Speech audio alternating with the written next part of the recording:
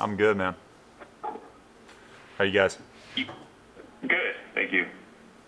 As a team, you guys were able to make virtual visits with children in the area. I was just curious, your impressions of that experience. What was it like for you? Literally just got out of that. Walked straight up here after, so that was awesome. Just having the technology that allows us to do that is pretty sweet. Obviously it's a little tougher than actually being there, but I think, being able to still have that experience in some way is it's very helpful. I mean, obviously for them, but also for us around the holidays. It makes it all worth it.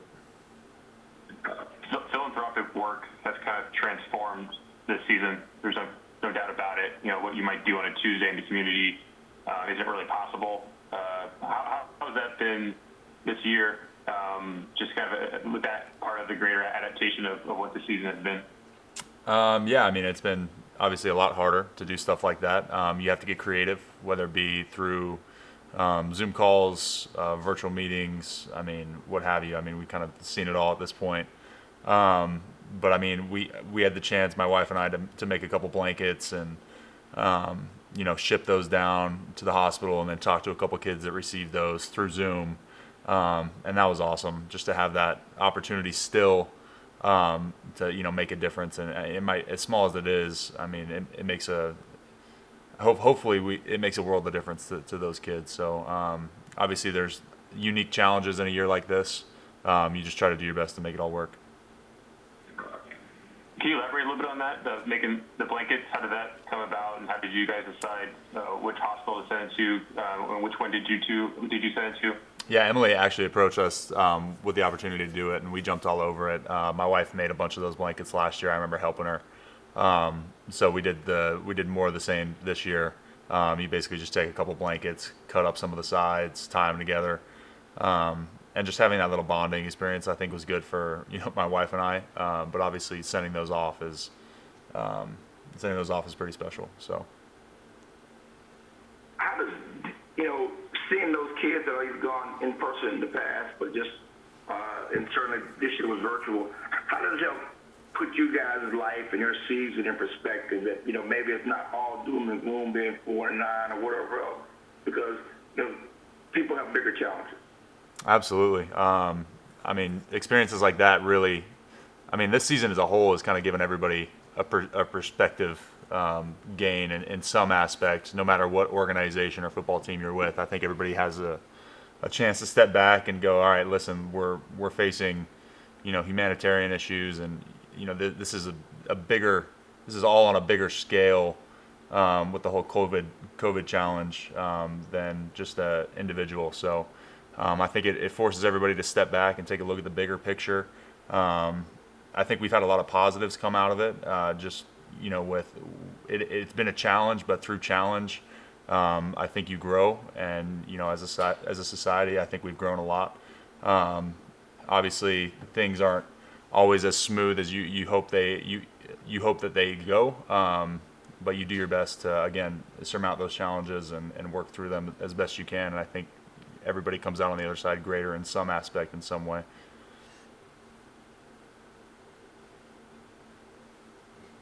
Would you consider your play, your performance, just your breakthrough performance to a certain extent, a positive for this season? Can you put that, separate, the team situation from yourself? Because, certainly you've taken a big step and been a big part of this team this year. I mean, obviously, first and foremost, I just want to win.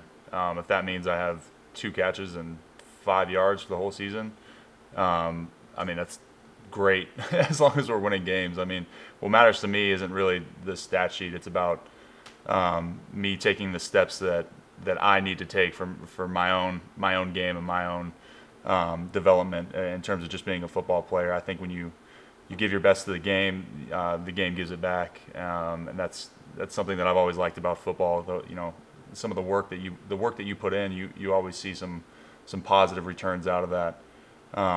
And this year it's been just greater involvement in the offense. Obviously some more targets and catches, but like I said, at the end of the day, I mean, I'd trade all that for for some wins down the stretch and a chance and taking a shot at the playoffs. So. wins is well received. I was curious though, how, if at all, did you establish individual goals for yourself going into the season? I mean, everybody has lofty goals for themselves. Obviously, I think when you approach a season with goals in mind, mine have never been about hitting target numbers. Again, going back to the stat sheet, I've never gone, oh, I want to get 1,000 yards receiving, or I want to get 100 catches. That's never been a goal of mine. It's important to set goals. I think man is a goal-seeking animal. But again, those goals for me are more about my process than, the actual tangible hitting numbers and targets. I think that taking that progression day by day, in terms of the way that I approach my work and the betterment of myself as a football player has been the most important goal that I've set. I think it's a long, long season, and for a lot of guys, routines tend to change maybe as the season progresses in different ways, and I've tried to do my best to hold myself accountable to my own standards that I've set and the process that I've set out for myself starting back in January of last year, and I think having the wherewithal and the awareness to hold your own self accountable to goals and standards that you've set is more important than actually necessarily attaining those goals. It's about taking those steps forward and putting yourself in the right position to succeed every day and stacking those days on top of each other. Man is a goal-seeking animal. Like that Aristotle? I think so. That was a quote. That was a quote from my strength coach in college. I think it might have been Aristotle. I was my question. Yeah, I was curious where you picked that up. Well, I was just curious. Thanks.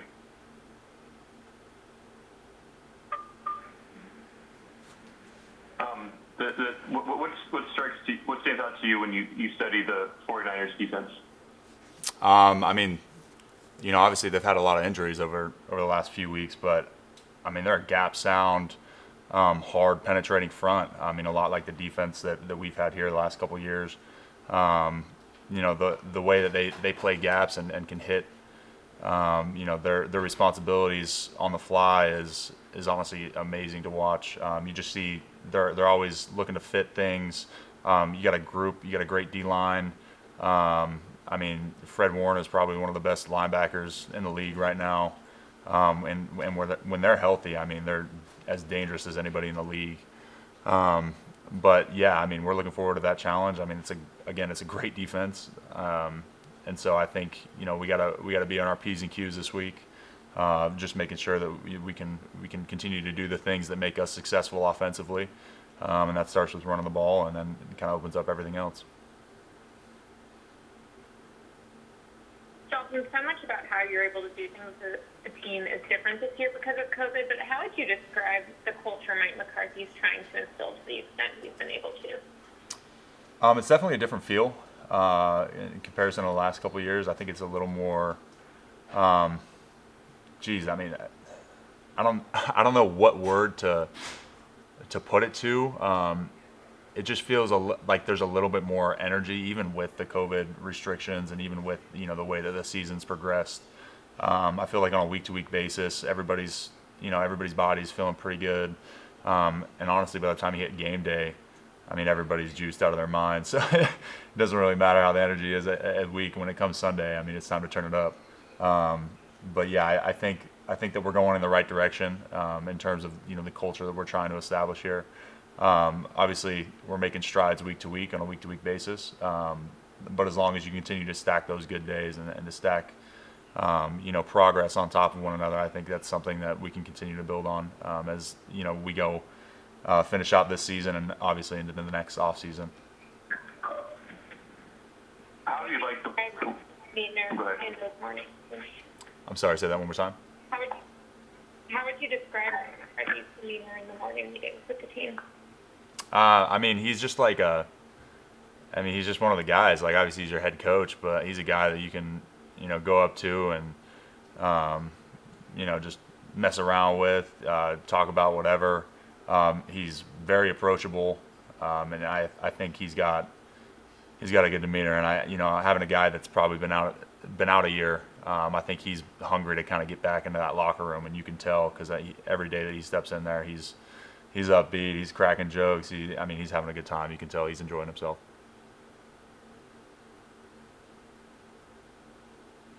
Any more guys? You mentioned the importance of stacking success. What would it mean to get consecutive wins for the first time this season? I mean, that's big. Obviously momentum in this game, especially in December, is one of the most important things that a football team can have. So you get one good win, you stack another win on top of that, and then, who knows, how that momentum can carry. I mean, we talked about it earlier in the week. Momentum's like a snowball. You just got to roll it in the right direction, and you'll see that thing, pick up some steam. So I think that's going to be extremely important for us, is coming in hot and making sure that we take care of business this week. And that's all we can do, is just control the games that we can control. And obviously we're not out of this thing just yet. So I think, it's important to have that mindset to come in, and, every game matters, every play matters, every rep matters, every step matters. So I think that's going to be extremely important, especially down the stretch. All right, very good. Thank you, Dalton. Thank you guys.